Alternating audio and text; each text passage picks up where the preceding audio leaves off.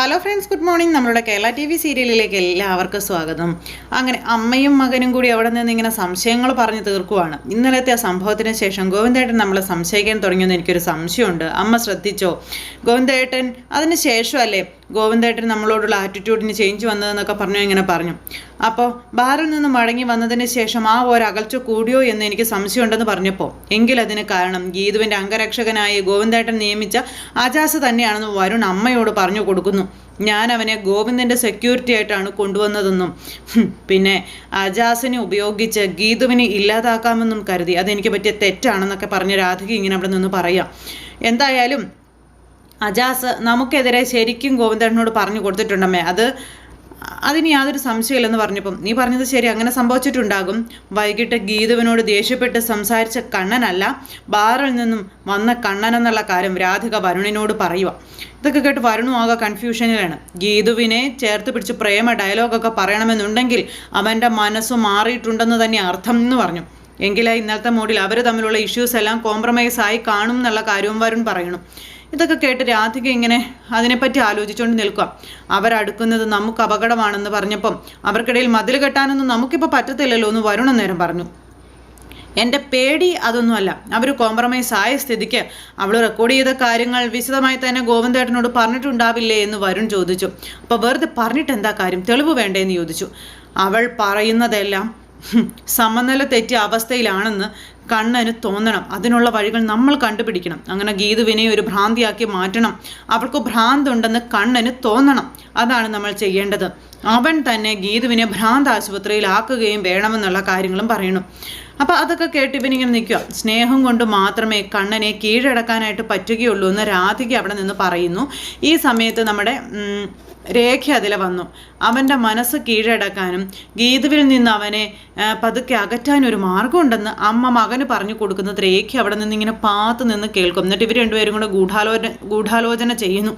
ഇത് കേട്ട് രാധികയുടെയും വരുണിൻ്റെയും ചതി അറിഞ്ഞ് തല കറങ്ങി ഇങ്ങനെ നിൽക്കുവാട്ടോ നമ്മുടെ രേഖ. ഇത്രത്തോളം ക്രൂരത ഇവർ ചിന്തിക്കുന്നുണ്ടല്ലോ എന്ന്. സമയം ഗീതുവിനെ കാണിക്കുന്നത് ഗീതു ഓഫീസിലേക്ക് പോകാൻ റെഡി ആയിട്ടുകൊണ്ട് നിൽക്കുക. അപ്പോൾ ആ സമയത്ത് തൻ്റെ മനസാക്ഷിയോട് വീണ്ടും സംസാരിക്കുന്നു. എന്നെ എൻ്റെ സ്വപ്നങ്ങളിലേക്ക് നടത്താൻ ആ കണ്ണേട്ടന് താല്പര്യം, ഒന്നിച്ച് ജീവിക്കാനുള്ള താല്പര്യമില്ലെന്ന് പറഞ്ഞ് ഗീതു കണ്ണാടിയിൽ നോക്കി തനിയെ നിന്ന് സംസാരിക്കുന്നത് കേട്ട് രേഖ അങ്ങോട്ടേക്ക് വന്നു. അതിനു മുമ്പേ നീ നിൻ്റെ മനസ്സൊന്ന് തുറക്കണം എന്നും പറഞ്ഞുകൊണ്ട് നമ്മുടെ രേഖ അവിടെ നിന്ന് പറഞ്ഞു. അപ്പോഴേക്കും ഗീതു ഇങ്ങനെ നോക്കുക. അതാരാ പറഞ്ഞത്? നിന്റെ ശബ്ദം അല്ലല്ലോ അതെന്ന് പറഞ്ഞുകൊണ്ട് കണ്ണാടിയിൽ നോക്കി ഇങ്ങനെ പറയാട്ടോ. അപ്പോഴേക്കും രേഖ കണ്ണാടിയിലല്ല, ഇവിടെ നോക്കാൻ പറഞ്ഞു. നിന്റെ കണ്ണാടിയുടെ മുന്നിലുള്ള കോപ്രായൊക്കെ ഞാൻ കാണുന്നുണ്ടെന്ന് രേഖ നേരം പറഞ്ഞു കേട്ടോ ഗീതുവിനോട്.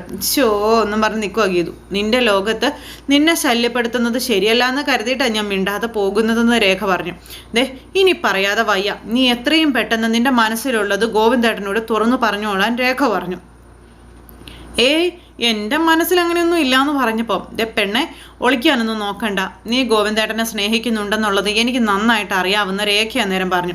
അത് പറയാൻ എന്താ നിനക്ക് ഇത്ര തടസ്സമായിട്ടുള്ളതെന്ന് ചോദിച്ചപ്പം, അത് പിന്നെ ഒരു പ്രശ്നമുണ്ട് രേഖേച്ചി എന്ന് പറഞ്ഞു. എന്ത് പ്രശ്നമാണെന്ന് ചോദിച്ചപ്പം, അത് പിന്നെ ബാംഗ്ലൂരിൽ വെച്ച് ഇനി എന്നെ ഭാര്യയായി സ്വീകരിക്കില്ല എന്ന് കണ്ണേട്ടൻ പ്രതിജ്ഞ എടുത്തിട്ടുണ്ടെന്നുള്ള കാര്യം പറഞ്ഞപ്പം, പിന്നെ ഒരു പ്രതിജ്ഞ, പിന്നെ അതൊക്കെ വേണ്ടാന്ന് വെക്കാൻ ഗോവിന്ദേട്ടന് ഒരു മടി ഉണ്ടാവില്ലെന്നുള്ള കാര്യം രേഖ നേരം ഗീതുവിനോട് പറഞ്ഞു കൊടുക്കുക. പക്ഷെ അതിനു മുൻപ് നീ നിന്റെ മനസ്സ് ഗോവിന്ദേട്ടൻ്റെ മുന്നിൽ തുറക്കണം, എങ്കിൽ മാത്രമേ അതുകൊണ്ട് കാര്യമുള്ളൂ എന്ന് പറഞ്ഞു. ഇനി അഥവാ നോ പറഞ്ഞാലും നിന്റെ ഉള്ളിലെ സ്നേഹം ഗോവിന്ദേട്ടൻ മനസ്സിലാക്കുമല്ലോ, അതുപോലെ നിനക്ക്. നീ എല്ലാം തുറന്നു പറയുമ്പോൾ ആ നിമിഷം മുതൽ ഗോവിന്ദേട്ടൻ മാറി ചിന്തിക്കാൻ തുടങ്ങും. തീർച്ചയായിട്ടും അതങ്ങനെ സംഭവിക്കും ഗീതു, നീ ഒന്ന് പറഞ്ഞു നോക്കാനൊക്കെ പറഞ്ഞു. അങ്ങനെ അതെല്ലാം പറഞ്ഞു. എൻ്റെ മനസ്സ് ഞാൻ പലവട്ടം വരുണേട്ടൻ്റെ മുന്നിൽ വെളിപ്പെടുത്തിയിട്ടുണ്ടെന്നും വരുണേട്ടൻ അതൊന്നും കേൾക്കാൻ തയ്യാറായിട്ടില്ലെന്നും പറഞ്ഞു നമ്മുടെ രേഖ. ഞാനിപ്പോൾ വരുണേട്ടൻ്റെ മനസ്സ് മാറാനുള്ള കാത്തിരിപ്പിലാണെന്നൊക്കെ പറഞ്ഞ് അതിന് വല്ലാത്തൊരു സുഖമുണ്ട് ഗീതു എന്നും രേഖ പറയും. അത് കേട്ട് ഗീതുവിന് വല്ലാത്തൊരു സങ്കടമായിട്ടോ.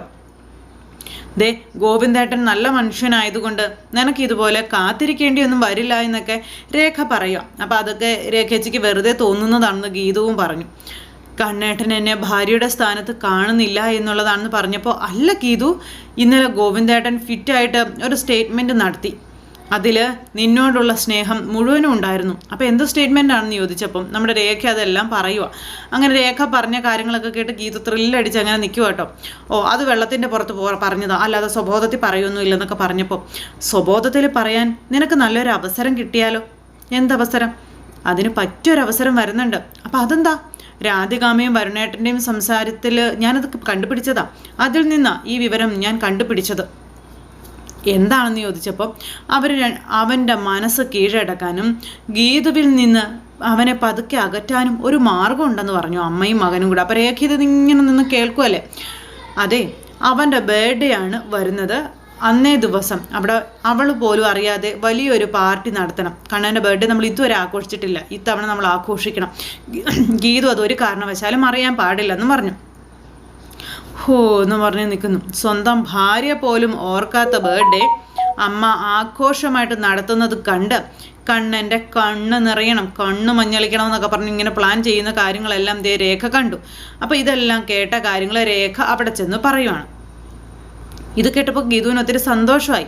അയ്യോ, കണ്ണേട്ടന് ബർത്ത്ഡേ ആണോ എന്ന് ചോദിച്ചു.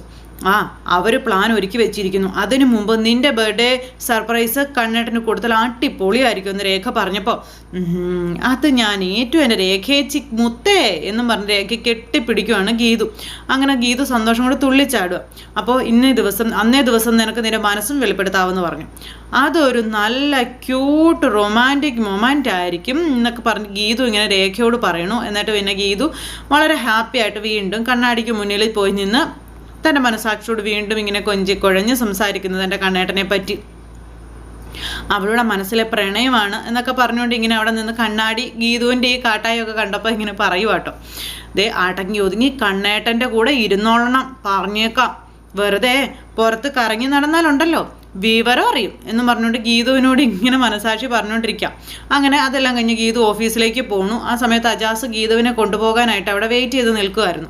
അങ്ങനെ അവർ വണ്ടിയിലേക്ക് കയറാൻ തുടങ്ങിയപ്പോഴേക്കും അടുത്ത 2 സാധനങ്ങളും കൂടെ വീട്ടുമുറ്റത്തേക്ക് വന്നു. അച്ഛനും അമ്മയും കൂടി ഗീതുവിനെ കൊണ്ട് കേസ് വാദിപ്പിക്കാൻ പറയാൻ വേണ്ടിയിട്ട്. അപ്പോൾ സ്വന്തം കേസ് വാദിച്ച് ജയിച്ച ഗീതുവിന് അച്ഛൻ്റെ കേസ് വാദിച്ച് വിജയിപ്പിച്ച് കൊടുക്കണം എന്ന് പറയാൻ വേണ്ടിയിട്ടാണ്. അപ്പം അത് കേട്ട് കഴിഞ്ഞപ്പോഴേക്കും ഗീതു 2 കണ്ടം വഴി ഓടിച്ചു. അങ്ങനെ അതെല്ലാം കേട്ട് ഗീതു വല്ലാത്തൊരിതിൽ നിൽക്കുന്നു. അതുപോലെ തന്നെ അച്ഛനും അമ്മയും ഗീതുവിൻ്റെ യാതൊരിതിലും നിൽക്കാനായിട്ട് കഴിയാത്ത രീതിയിൽ അവിടെ കിടന്ന് ഇങ്ങനെ കയ്യേ കാലെ പിടിക്കുവാണ്. ഗീതു വരെ 2 പേരെയും കൂടെ പുറപ്പിക്കുവാണ് കേട്ടോ, പേടിപ്പിച്ച്. ഇതൊക്കെ കേട്ട് അജാസ് ചിരിച്ചുകൊണ്ട് ഒരു മൂലയ്ക്ക് നിൽപ്പുണ്ട്. അങ്ങനെ നിങ്ങളായിട്ട് ഉണ്ടാക്കി വെച്ചത് നിങ്ങളായിട്ട് തന്നെ തീർക്കണമെന്ന് ഗീതു പറഞ്ഞു. ഗീതുവിൻ്റെ പല ചോദ്യങ്ങൾക്കും ഉത്തരം കൊടുക്കാൻ അവർക്ക് കഴിഞ്ഞതുമില്ല. അച്ഛൻ കുറച്ചൊക്കെ പഠിച്ചിട്ട് അച്ഛൻ ജീവിക്കാൻ നോക്കാൻ പറഞ്ഞു. ഗീതു അവിടെ നിന്ന് വണ്ടിയിൽ കയറി അങ്ങ് പോയി അജാസിൻ്റെ കൂടെ. അങ്ങനെ ഗീതു പോയി കഴിഞ്ഞപ്പോൾ ഇനി നമ്മൾ എന്ത് ചെയ്യും മനുഷ്യ എന്ന് ചോദിച്ചുകൊണ്ട് വിലാസിനെ ഇങ്ങനെ നിൽക്കുന്നു. എന്നിട്ട് നേരെ തറവാട്ടിലേക്ക് കയറി പോവുക. ഇനി രാധികയെ കണ്ടിട്ട് എന്തെങ്കിലും വഴി ഉണ്ടാവുമോ നോക്കാൻ വേണ്ടി. ഇതെല്ലാം കഴിഞ്ഞതിന് ശേഷം പിന്നെ കാണിക്കുന്നത് നമ്മുടെ ഗീതുവും അതുപോലെ അജാസും വണ്ടിയിൽ പോകുമ്പോൾ ഗീതു ഒന്ന് ഫ്രണ്ടിലാണ് കയറിയത്. അപ്പോൾ അജാസ് ചോദിച്ചു, മേഡം ഒന്ന് എന്താ ഫ്രണ്ടിൽ കയറിയത് ബാക്കിൽ കയറാതെ എന്ന് ചോദിച്ചു. എനിക്കിന്ന് ഫ്രണ്ടിൽ കയറാൻ തോന്നി, അതുകൊണ്ട് കയറിയെന്ന് പറഞ്ഞു ഗീതു. എന്നെ സഹോദരിയായി കാണുന്ന ഒരാളെ വെറും ഡ്രൈവറാക്കുന്നത് ശരിയല്ലല്ലോ എന്ന് പറഞ്ഞപ്പോൾ സാറത് പറഞ്ഞല്ലേ എന്ന് ചോദിച്ചു. എനിക്ക് തോന്നിയായിരുന്നു എന്നും പറഞ്ഞു. അപ്പോൾ അതൊക്കെ കേട്ട് ഇങ്ങനെ മൂപ്പര് നല്ല ഫിറ്റായിരുന്നു എന്നും സാറിൻ്റെ ചില തെറ്റിദ്ധാരണകൾ മാറ്റാൻ പറ്റിയ സമയമാണ് എന്ന് തോന്നിയപ്പോൾ ഞാൻ ഇത്തിരി സംസാരിച്ചു എന്നുള്ള കാര്യം പറയുക. അപ്പം ഞാൻ കാട്ടിക്കൂട്ടുന്നത് വെറും ഭ്രാന്തല്ല എന്ന് കണ്ണേട്ടനെ ബോധ്യപ്പെടുത്തിയതിൽ എനിക്ക് നന്ദിയുണ്ട് എന്ന് ഗീതു പറയുകയാണ് അജാസിനോട്. അങ്ങനെ തൻ്റെ ഉള്ളിൽ ഗീതു അജാസിന് മുന്നിൽ തുറക്കുക. മേഡത്തെ തെളിവുണ്ടാക്കാൻ പറഞ്ഞ് ഇളക്കി വിട്ടത് ഞാനാണല്ലോ എന്ന് ഒരു കുറ്റബോധം എനിക്കുണ്ടായിരുന്നെന്ന് പറഞ്ഞപ്പം അജാസിൻ്റെ വാക്കുകളാണ് എനിക്ക് പ്രചോദനമായതെന്ന് ഗീതു അജാസിനോടും പറഞ്ഞു. അങ്ങനെ അവർ രണ്ടുപേരും കൂടെ അന്ന് സംസാരിച്ച കാര്യങ്ങൾ ഇന്ന് വണ്ടിയിലിരുന്ന് പറയണം. പിന്നെ എൻ്റെ ആത്മാർത്ഥമായ ഒരു അല്ലെങ്കിൽ എൻ്റെ ഒരു സഹായം മേഡത്തിനുണ്ടാകുമെന്നൊക്കെ പറഞ്ഞ് അജാസ് ഇങ്ങനെ പറയാം. നിങ്ങൾക്കടുത്തറിയാവുന്ന ആളുകളുടെ തനിനിറം നിങ്ങൾ എന്തുകൊണ്ട് വ്യക്തമാക്കുന്നില്ല എന്ന് ചോദിച്ചപ്പം ഒരു ജോലി ചെയ്യുമ്പം അതിൽ ആത്മാർത്ഥത കാണിക്കും. ആ ജോലി തീർത്ത് മറ്റൊന്നിലേക്ക് കടക്കുമ്പോൾ ആദ്യം ജോലി തന്നവരുടെ രഹസ്യങ്ങൾ വെളിപ്പെടുത്തുന്നത് ശരിയല്ലല്ലോ എന്ന് പറഞ്ഞു അജാസ്. അങ്ങനെയൊക്കെ ഉണ്ടോ ഇതിലെന്ന് ചോദിച്ചു. അങ്ങനെ ഗീതുവും അജാസും കൂടി ഇതിനെപ്പറ്റിയൊക്കെ സംസാരിച്ചിങ്ങനെ പോവാം. അപ്പോൾ എന്നെ സഹോദരിയായിട്ട് കാണാം, പക്ഷേ സഹോദരിയുടെ ഭർത്താവിന് ആപത്തുണ്ടാക്കുന്നവരെ കാണിച്ചു കൊടുക്കാനായിട്ട് കഴിയില്ലല്ലേ എന്നൊക്കെ ചോദിച്ച് ഗീതു അജാസിനെ അങ്ങനെ ഇതാക്കുന്നു. ഒരു വിചിത്രമായ സഹോദര സ്നേഹം തന്നെ. അപ്പോൾ അജാസ് ഇരുന്ന് ചിരിച്ചു. കക്ക എന്ന് പറഞ്ഞുകൊണ്ട് ചിരിക്കരുതെന്ന് പറഞ്ഞു. ഈശ്വരാ, എനിക്ക് ആങ്ങളെയായിട്ട് കിട്ടിയത് ഒരു അമരേഷ് പുരിയായി പോയല്ലോ എന്ന് ഗീതു. മേഡം, നമുക്ക് വേറെ എന്തെങ്കിലും സംസാരിക്കാമെന്ന് അജാസ് പറഞ്ഞു. ആ ശരി, എങ്കിൽ നമുക്ക് ആഗോള താപനത്തിൻ്റെ വ്യാകുലതയെപ്പറ്റി സംസാരിച്ചാലോ എന്നൊക്കെ ചോദിച്ച് ഗീതു ഇങ്ങനെ അജാസിനെ കളിയാക്കുന്നു. അങ്ങനെ രണ്ടുപേരും കൂടെ അങ്ങോട്ട് സംസാരവും കുറുമ്പും ഒക്കെ ആയിട്ട് പോവുക. ഗീതാഞ്ജലി നേരെ വിജയലക്ഷ്മി മേഡത്തിൻ്റെ അടുത്തേക്കാണ് പോണേ. അവിടെ ചെന്ന മേഡത്തിനോട് ബർത്ത്ഡേയുടെ കാര്യങ്ങളും ഇതൊക്കെ പറഞ്ഞു. ഇതൊക്കെ കേട്ട് വലിയ സന്തോഷമായി. അപ്പം ജനിച്ച ഡേറ്റ് വെച്ച് അവൻ്റെ പിറന്നാൾ ഇന്നാണെങ്കിലും ജന്മനാൾ വെച്ച് പിറന്നാൾ നേരത്തെ കഴിഞ്ഞു എന്ന് പറഞ്ഞു. അയ്യോ, അത് നമ്മൾ അറിഞ്ഞില്ലല്ലോ എന്ന് ഗീതു മേഡത്തിനോട്. നമ്മൾ മനുഷ്യരറിഞ്ഞില്ലെങ്കിൽ എന്താ, നിങ്ങളുടെ കാര്യത്തിൽ ദൈവം അറിഞ്ഞു പ്രസാദിക്കുന്നുണ്ടെന്ന് പറഞ്ഞു വിജയലക്ഷ്മി മേഡം. നീ അവന് വേണ്ടി ശയനപ്രദക്ഷിണം നടത്തിയ ആ ദിവസമായിരുന്നു നക്ഷത്രപ്രകാരം അവൻ്റെ പിറന്നാളെന്ന് പറഞ്ഞു. ഇത് കേട്ടപ്പോൾ ഗീതുവിന് ഒത്തിരി സന്തോഷമായി. അതെ മോളെ, സത്യമാണെന്ന്. അപ്പം ഗീതു ഇങ്ങനെ ത്രില്ലടിച്ച് നിൽക്കാം. നിങ്ങളെ ദൈവം ചേർത്ത് വെച്ചതാണെന്നുള്ളതിന് ഇതിലും വലിയ തെളിവുകൾ വേണോ എന്ന് മേഡം ചോദിച്ചപ്പോൾ ഗീതു സന്തോഷം കൊണ്ട് തുള്ളിച്ചാടും. അങ്ങനെ ദൈവത്തിനോട് 1000 നന്ദിയൊക്കെ പറഞ്ഞ് നമ്മുടെ ഗീതു ഇങ്ങനെ നിൽക്കുന്നിടത്ത് ഇന്നത്തെ കഥ അവസാനിച്ചു. എന്തായാലും പുതുപുത്തൻ വിശേഷങ്ങളുമായി എല്ലാവർക്കും വീണ്ടും നല്ലൊരു ദിവസം ആശംസിച്ചുകൊണ്ട് നിർത്തുന്നു. Thank you.